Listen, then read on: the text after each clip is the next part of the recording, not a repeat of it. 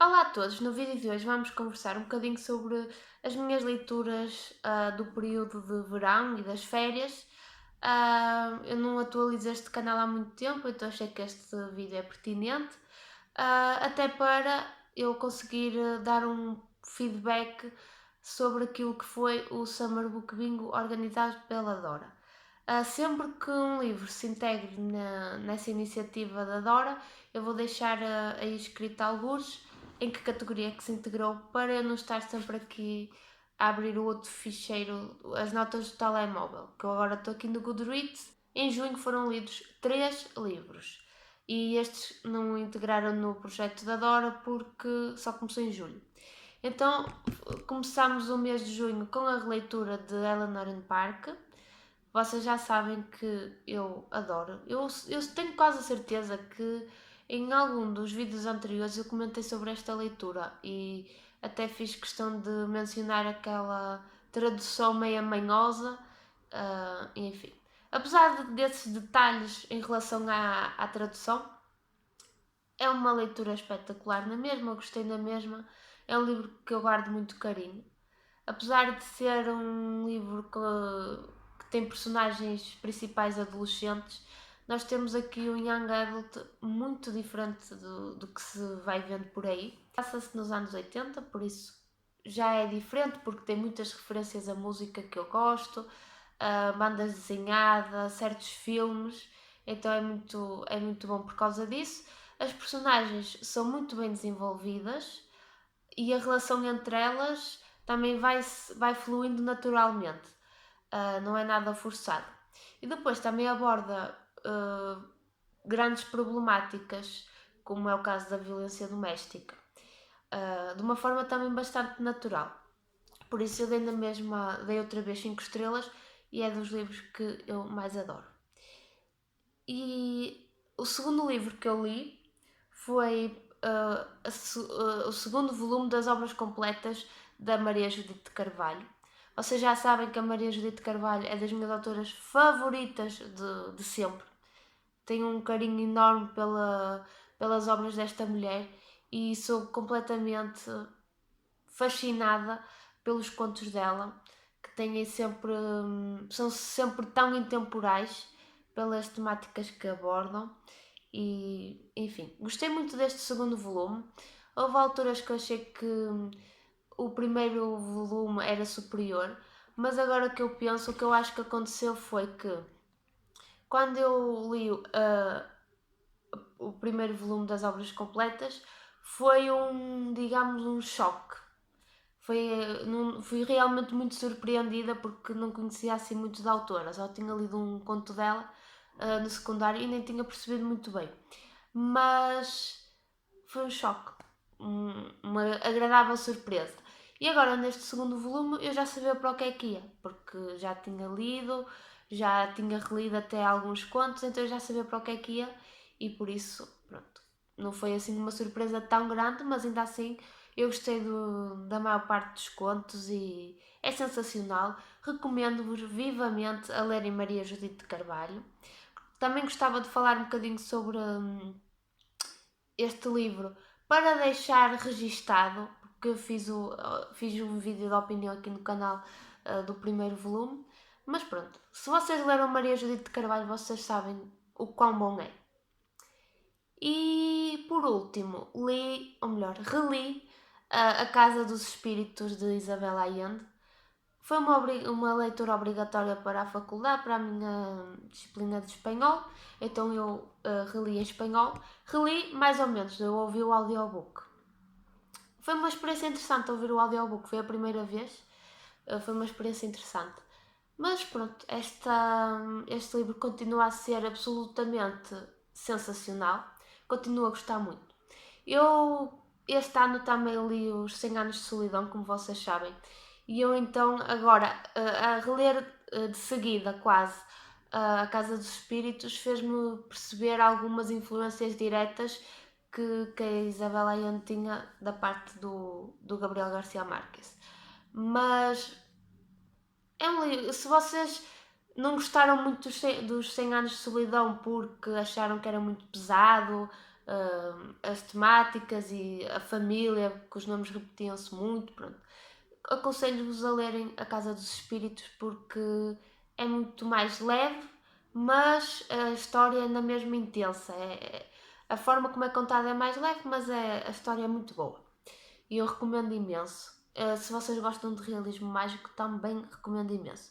E mesmo que vocês não gostem de realismo mágico, eu também aconselho esta obra porque os elementos mágicos são mesmo muito suaves e não prejudicam em nada a leitura, mesmo para aqueles que não são tão fãs da fantasia.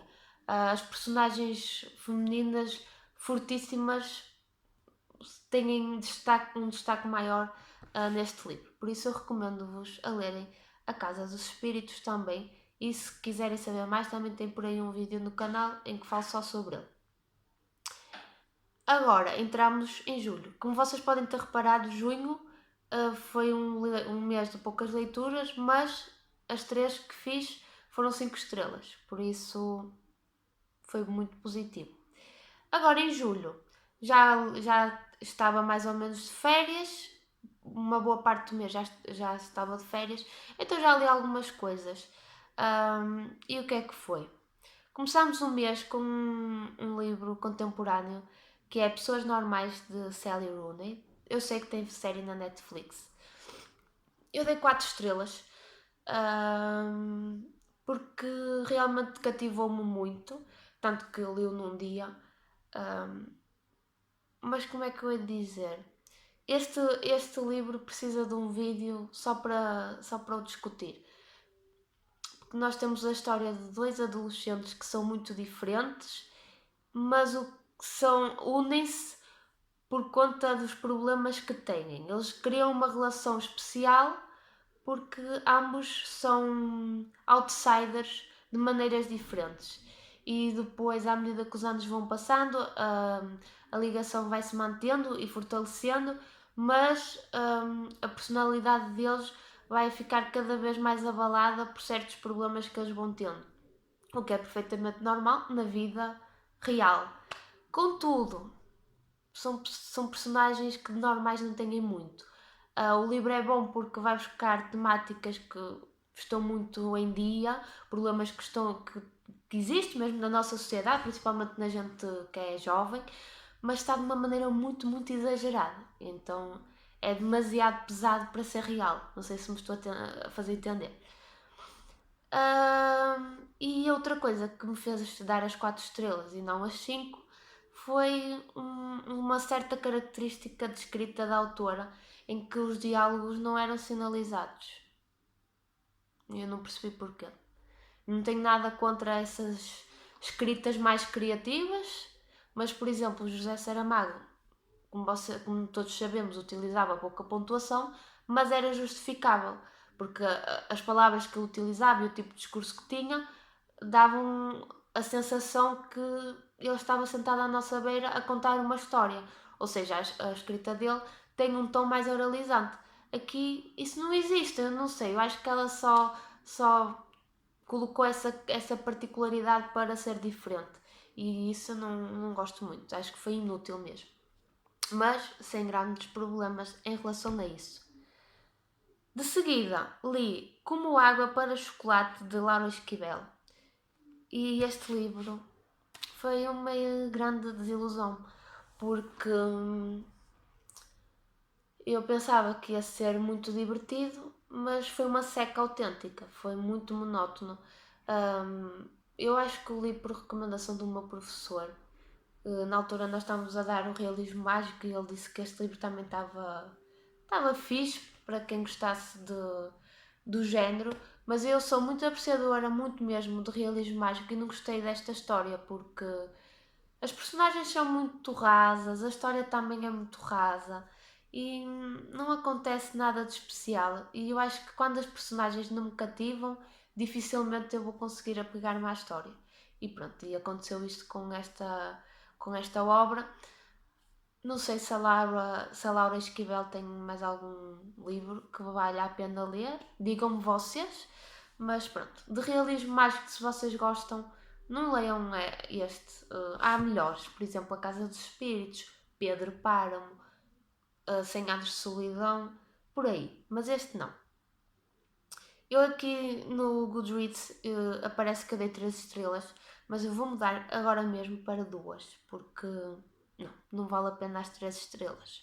Também em julho eu li um dos meus livros preferidos da vida, que é nada mais, nada menos do que Verão no Aquário, de Lígia Fagundes Teles, como é óbvio. Toda a gente já sabe a minha eterna paixão por esta mulher, e eu já andava a adiar um pouquinho esta obra. Eu já o tinha requisitado da biblioteca da minha faculdade, eu acho que foi o ano passado, mas eu entreguei sem ler porque a obra passa-se no verão e é retratado um ambiente de muito, muito calor, aquele calor mesmo claustrofóbico, e eu não conseguia entrar na história por causa disso. Eu sei que é estúpido, mas pronto, então eu optei por um, escolher eu optei por lê-la em pleno verão, que fez muito calor, e realmente é uma obra absolutamente imperdível, absolutamente sensacional. Temos um romance de formação, se bem que eu acho que não se pode considerar um romance de formação, porque os romances de formação nós acompanhamos o protagonista de criança mesmo, e aqui não.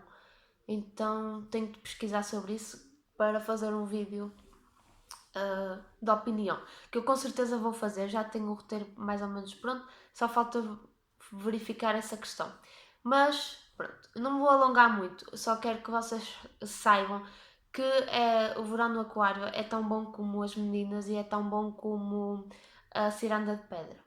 Eu pessoalmente identifiquei-me muito, muito com este Verão no Aquário porque nós temos uma jovem que está perdida, não sabe o que fazer profissionalmente, ainda vive no passado, ainda está a fazer o luto da morte do pai, que por acaso já tinha acontecido há muitos anos atrás, mas ainda estava a processar essa dor, e pronto, e é uma jovem que está a aprender a viver, digamos. Pronto. E é um romance que fala muito sobre as dores de crescimento, fala muito de querermos ser melhor, mas nem sempre conseguirmos de forma imediata, e fala também muito sobre perdão e problemáticas de família também.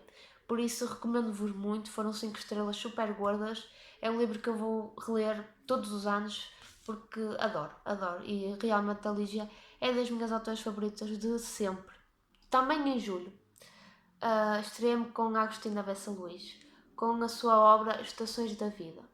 Ouvi falar deste livro no canal da Bruna Martioli, num vlog que ela fez, e gostei muito. E deu-me vontade de ler mais da autora. Aqui Estações da Vida é um livro muito pequenininho e basicamente a partir de viagens de comboio e todo esse processo de uma viagem de comboio, desde de ir para a estação, esperar, entrar no comboio, a Agostina faz uma reflexão enorme sobre imensas coisas e faz uma homenagem muito, muito bonita aqui ao Norte, e por isso eu recomendo-vos vivamente. É muito interessante e é uma obra muito bonita. Também em julho voltei a uma autora que há uns anos atrás me dizia muito. Agora, infelizmente, já não é assim, já não tem aquele impacto que tinha, porque surgiram outros autores que começaram pouco a pouco a preencher todo o meu coração. Mas estou a falar-vos da Dorothy Comson, e eu li o único livro que tinha aqui dela que ainda não tinha lido, que é A Praia das Pétalas de Rosa. Eu de vez em quando gosto de ler assim estes livros mais levezinhos, que eu sei que são leituras rápidas e fluídas, para, sei lá, não sei, não sei explicar, mas às vezes dá-me vontade de ler essas coisas. E pronto, e A Praia das Pétalas de Rosa foi uma boa surpresa. Eu não contava que fosse uma boa leitura porque a minha mãe adorou esse livro, eu sei que a Dora também adorou. Foi uma boa leitura, tem romance, tem mistério, acaba de uma forma feliz, é intrigante por vezes e em outras vezes também é bastante previsível. Mas pronto, foi uma boa leitura, dei 4 estrelas. Cumpriu a sua função, que era única e exclusivamente entreter-me. entramos em agosto com uma grande desilusão, que é o mais recente livro da Isabel Allende, e falo-vos de quê? Violeta. Quem diria? Imaginem, eu este ano, neste verão, eu li o primeiro livro da autora e o último livro dela. E é curioso como o estilo dela mudou tanto. E eu confesso que sou muito fã dos primeiros livros da Isabel Allende, do início, com a Casa dos Espíritos. Eu acho que ela não escreveu mais nada tão bom como a Casa dos Espíritos, mas é a minha opinião e vale o que vale.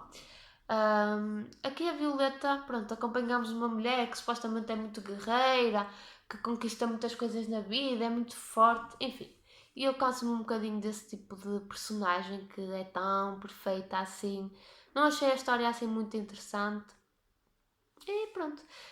Livros assim mais recentes que eu tenha lido da Isabel Allende e que até tenha gostado é O Longa Pétala de Mar, porque esse é um livro divertido. Temos romance, temos guerra civil, temos também a Revolução no Chile e temos uma personagem que não é perfeita, mas que é bastante carismática. E também nesse livro temos várias referências a personagens históricas, tipo Pablo Neruda. Então leiam esse vale a pena. A Violeta, a meu ver, não. Eu não gostei muito, eu dei 3 estrelas, mas estou tentada a mudar para 2, mas ainda vou pensar. O último livro que eu li, comecei e concluí em agosto foi uma agradável surpresa. E falo-vos de quê? De Pequenos Fogos em toda a parte. Não, Pequenos Fogos em todo o lado, da Celeste Ning. Não sei se é assim que se pronuncia. Eu dei 4 estrelas porque nós aqui temos um romance que se passa nos anos 90, numa cidade que aparentemente é perfeita, as pessoas têm vidas perfeitas, é tudo muito estruturado, tudo muito planeado, nada escapa àquele tipo de pessoas, não é? Não há nada que fuja daquela rotina e daquela realidade. Mas depois chegam uma família que é constituída apenas por uma mãe solteira e a sua filha, e ela vem abalar um bocadinho com as ideias, e enfim, nós temos aqui dramas familiares que cheguem, alguns mistérios, e também temos problemáticas como racismo e adoção. Quem é que terá mais valor? Se é a mãe biológica ou se é a mãe que acabou por cuidar de uma criança sem que partilhem o mesmo sangue. Então é um livro bastante interessante.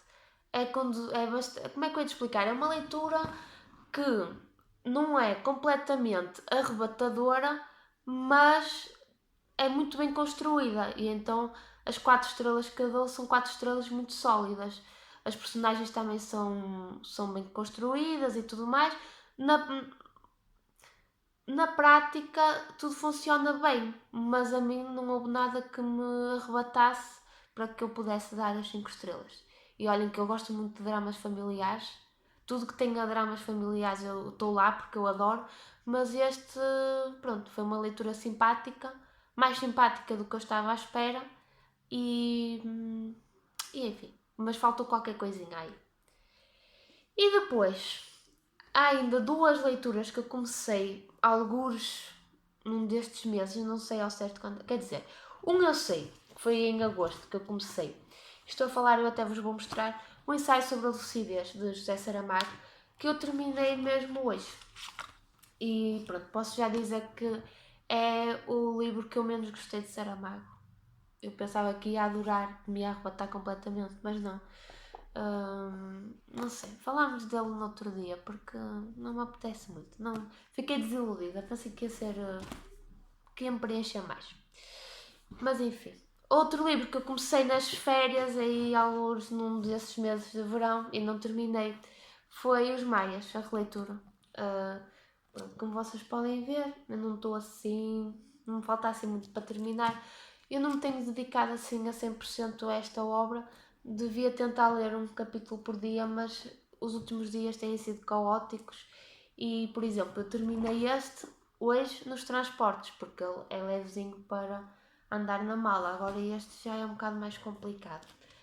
Mas pronto, está a ser uma leitura muito boa, quero-me dedicar mesmo a ele, porque eu posso não ler assim durante 5 dias, imaginemos, mas quando eu volto, quando eu volto a ler, é tão bom, mas é tão bom, não me sei explicar. Tenho um carinho enorme, enorme por este livro, faz-me mesmo sentir bem, plena. E há poucos livros que me dão essa sensação de conforto. Mas pronto, vou-me calar, já chega, já ninguém aguenta, a luz foi indo embora e eu acho que estou aqui às escuras. Mas digam-me se leram algum destes, como é que foram as vossas leituras de verão, se participaram no Summer Book Bingo e vemos no próximo vídeo. Tchau!